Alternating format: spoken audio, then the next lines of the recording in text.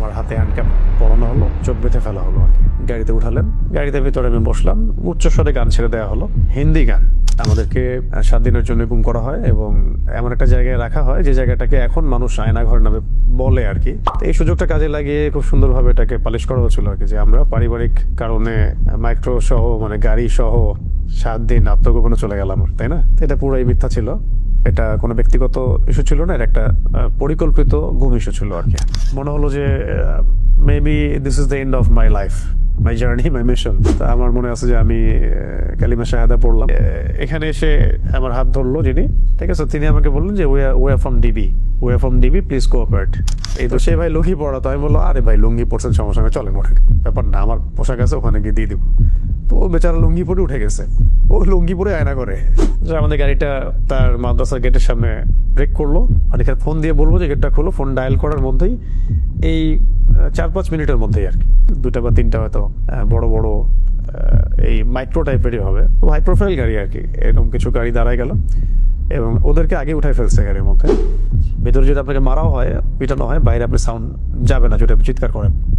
যেই খিচুড়ি আমার ওয়াইফের বাসায় খাওয়ার কথা ছিল, আল্লাহ পাক আমাকে ওই দিন সকালে মানে জুমার দিন সকালবেলা আমার সামনে যে খাবারটা আসলো সেটা ছিল খিচুড়ি। যে আমাদের লোকেশনটা ট্রেস করা হয়েছিল বাংলাদেশের একটা গোয়েন্দা সংস্থার হেডকোয়ার্টারে, যেটা আপনারা জানেন, এটা তো অনলাইনে আসছিল আর কি, এটা তো সবাই জানে কথা।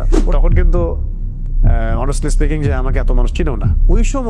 ওই সময়ে সেই দুজন ভাই এসে আমাকে বলছিলেন যে ভাই আদনান ভাই না আপনি? তা আমি বলছেন জি ভাই, আপনাকে এই জায়গায় এইভাবে দেখবো এটা আমরা কল্পনাও করি নাই।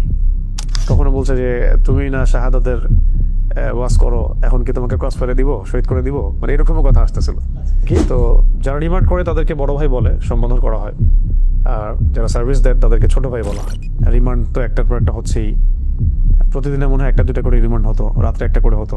একটা রুটিন প্রোফাইল আছে তাদের, যে আমি কোনো জঙ্গি সংগঠনের সাথে আছি কিনা, আমি কোনো বৈদেশিক কোনো সংগঠনের সাথে জড়িত কিনা, কেন আমি জিহাদের কথা বলছি, কেন আমি ইকামতের দিনের কথা বলছি, কেন আমি মানে খিলাফা শব্দ ইউজ করছি, কেন শরিয়া বিধানের কথা বলছি, এই বিষয়গুলো নিয়ে ঘুরে ফিরে বেসিক্যালি আসলে কথা হচ্ছে। কেন জায়নিস্ট মুভমেন্টের এগেনস্টে কথা বলা হচ্ছে, খাস করে কেন আমি ইসরায়েলের এগেনস্টে কথা বলছি, আর এদিকে ভারতের ইন্ডিয়ার এগেনস্টে কথা বলছি। আমার কাছে মনে হয় ওই 7 দিন আমি যেভাবে আল্লাহকে ফিল করেছি, এটা আমি মনে হয় আমি আমার জীবনে আর কখনো করি নাই। তিনি বলছিলেন যে তোমার এগেনস্টে 2 জন আলেমের বক্তব্য আছে আমাদের কাছে। তার মানে আমরা বিষয়টা কি বুঝলাম, যে এই তাগুতি শক্তির, তাদের আন্ডারের এই গোয়েন্দা সংস্থার এবং তাদের মানে যে চেইন অফ কমান্ড, তাদের মধ্যে এমন কিছু লিঙ্ক আছে যেটা দাড়ি টুপিওয়ালা মানুষই আপনার এভিডেন্স হয়ে কাজ করতেছে, যে অমুকে জঙ্গি, অমুকে খারেজি, অমুকে উগ্রবাদী, তাদেরকে বুঝাই দিচ্ছে বেসিক্যালি এই মানে গ্রুপ অফ পিপলটাই।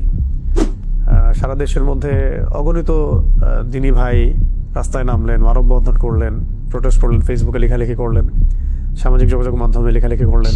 দেশ তো ছিলই, দেশের বাইরেও অনেক অ্যাক্টিভিস্টরাও এটার সাথে যুক্ত ছিল। ফেস দ্য পিপলের সাগর ভাইয়ের কথা না বললেই না। দীর্ঘ সময় আমরা সেটা ওইভাবে অনলাইনে বলতে পারি নাই।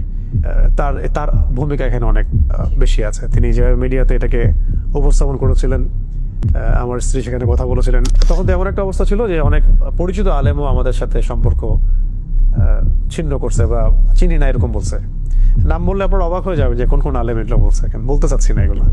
যাতে তোমাকে আমরা এখন কি করবো, ক্রস ফায়ার দিব নাকি তোমাকে ছেড়ে দিব, ছাড়লে কোথায় জানবো, কি করবো তুমি বলো। তো আমি বললাম ঠিক আছে, আমি একটা প্ল্যান করার চেষ্টা করতেছি, বের হওয়ার কোনো রাস্তা স্পিড বিডি করে যে তোমার ব্যাপারে ফেস দ্য পিপলের এত আগ্রহ কেন, তোমার ব্যাপারে সংসদে কথা হচ্ছে কেন, একদিন আসে এটা বলে চলে যায়, আবার একটা রিমান্ডে আসে বলে হ্যাঁ তোমাকে নিয়ে জাতিসংঘে কথা হচ্ছে কেন, আবার আসে তোমাকে নিয়ে এত মানববন্ধন কেন।